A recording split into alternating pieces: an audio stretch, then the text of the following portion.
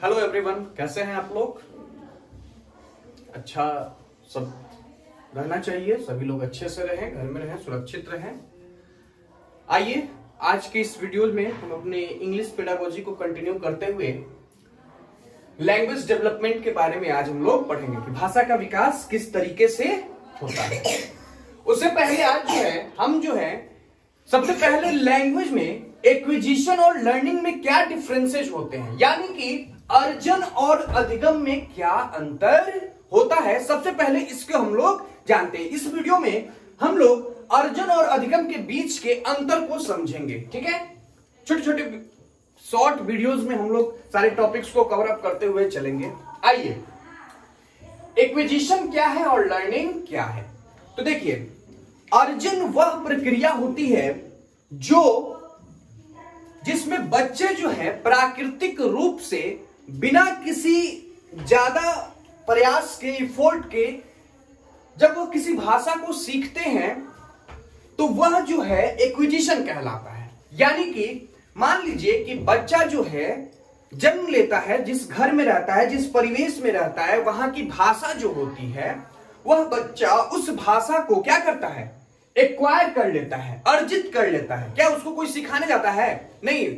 वह घर में जो बच्चा घर में जो उसके पेरेंट्स हुए, फैमिली मेंबर्स हुए, वो जिस भाषा का प्रयोग करते हैं, बच्चे उस भाषा को सुनकर ही सीख लेते हैं, एक्वायर कर लेते हैं। यही चीज हमारा अर्जन कहलाता है। क्या उनको प्रैक्टिस करने की जरूरत पड़ती है कि बार बार प्रैक्टिस करवाया जाता है कि बच्चा ये बोलो बोलो बोलो? नहीं ना। वो क्या है, वह घर की भाषा को सुन कर ही वह सीख जाता है, अर्जित कर लेता है।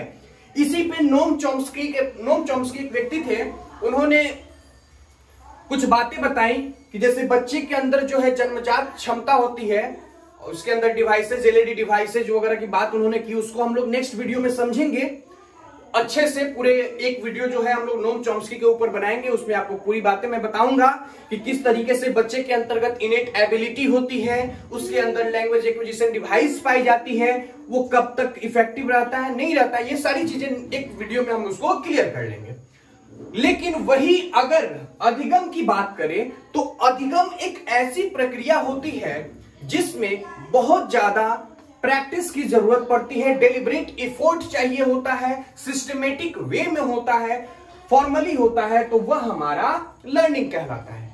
एक एक पॉइंट को समझते हैं। जैसे कह रहा है कि अर्जन क्या है, तो यह नेचुरल वे है, यानी कि प्राकृतिक विधि है। प्राकृतिक पर्यावरण में, नेचुरल इन्वायरमेंट जो होता है, उसमें जब हम भाषा को अर्जित करते हैं, सीखते हैं, तो वो हमारा एक्विजिशन कहलाता है। ठीक है। लेकिन जब हम सिस्टमेटिक वे में एक तरीके से, एक क्रमवार तरीके से जब हम लोग किसी भाषा को सीखने का काम करते हैं, तो वह हमारा अधिगम कहलाता है। ठीक है। दूसरा पॉइंट कहता है कि यह सबकॉन्शियसली या अनकॉन्शियसली प्रोसेस है। मतलब कि यह हमारा एक्विजिशन वह अचेतन या अचेतन प्रक्रिया होती है। इसमें हमारा माइंड का कॉन्शियस होना जरूरत नहीं है। बच्चे क्या घर में जो भाषा बोली जाती है सीखते हैं, तो क्या वो कॉन्शियसली सीखते हैं? नहीं, वह अनकॉन्शियसली या सबकॉन्शियसली सीखते हैं, वह अचेतन या अचेतन रूप से सीखते हैं। ठीक है, तो वह हमारा एक्विजिशन कहलाता है। ठीक है।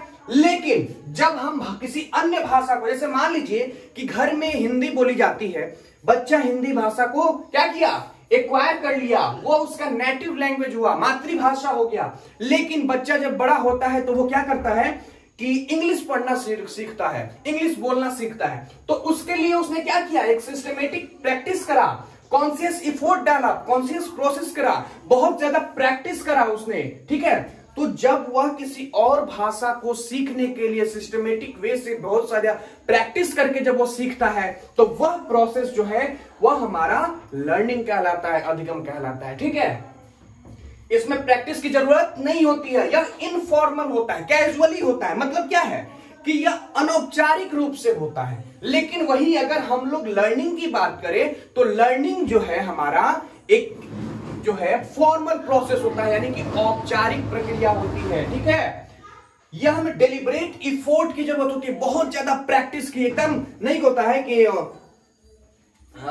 एकदम कॉन्शियसली हमें क्या करना पड़ता है, उसमें प्रैक्टिस करना पड़ता है, अपने माइंड को कॉन्शियसली यूज करना पड़ता है, तब जाके हम किसी अनदर लैंग्वेज को लर्न करने का काम करते हैं, सीखने का काम करते हैं। और इसमें जो है हमारी जन्मजात क्षमता होती है, आंतरिक क्षमता होती है, उसके द्वारा हम लोग उस भाषा को अर्जित कर लेते हैं। यही चीज हमारा एक्विजिशन कहलाता है। आइए, दोनों में मेन डिफरेंस किस चीज का है? जो हमारा एक्विजिशन है और लर्निंग है, इन दोनों के बीच में अगर मेन डिफरेंस की बात करें, मुख्य अंतर की बात करें, तो इन दोनों के बीच में मेन डिफरेंस जो है हमारा, वह एनवायरमेंट का होता है, पर्यावरण का होता है। कैसे?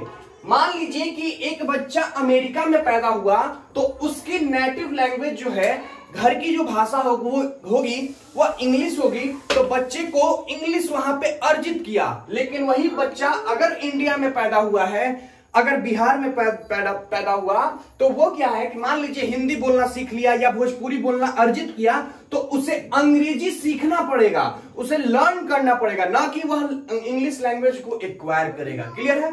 और इसी को अगर वाइस वर्सा लेके चला जाए, तो अगर इंडिया का बच्चा जो है, अमेरिका का बच्चा इंग्लिश बोल रहा है, इंडिया का बच्चा हिंदी बोल रहा है, वह अमेरिका जा रहा है, तो उसे वहां की लैंग्वेज सीखने के लिए लर्निंग करनी पड़ेगी, सिस्टमेटिक वे में, डेलिब्रेट एफर्ट के साथ, फॉर्मल प्रोसेस के थ्रू, लॉट्स ऑफ प्रैक्टिस करके वह भाषा सीखता है। यही चीज हमारी लर्निंग कहलाती है। ठीक है? क्लियर है आपका एक्विजिशन और लर्निंग में क्या क्या मेन डिफरेंसेज होते हैं? कोई दिक्कत, अगर कोई प्रॉब्लम हो तो कमेंट सेक्शन में कमेंट करके अपने डाउट को क्लियर कर लें। चलिए, thank you and have a nice day.